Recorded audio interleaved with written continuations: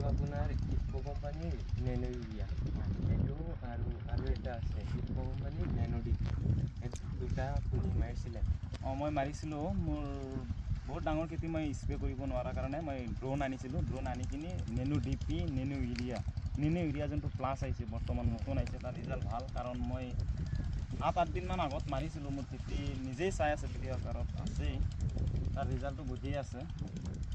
Nano ডিপিটো মাৰিব পাৰে, আৰু নেনো ইউৰিয়া যোনটো প্লাছ আহিছে তাৰো ৰিজাল্ট বঢ়িয়া, মই মাৰি চাইছোঁ। তাৰমানে মাটিটো কিমান? মোৰ 52 বিঘা। 52 বিঘা, বহুত মাটি। বহুত মাটি। আপুনি তেওঁলোকক কৈ দিয়ক, কিছুমানে কৈ থাকে যে এইটো ৰিজাল্ট ভাল নহয়, নেনো ইউৰিয়া, নেনো ডিপি। না, নেনো ইউৰিয়াৰ ৰিজাল্ট ভাল।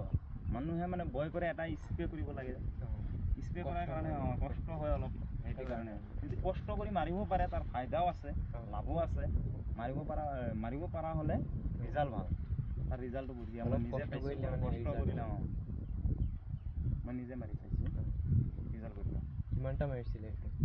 মই মাৰিছিলোঁ 20টা মাৰিছিলোঁ মই। 20টা?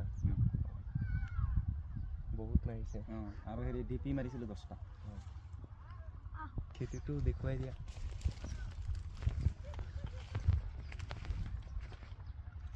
কি দেখুৱাব আৰু, কেমেৰাই নধৰিব।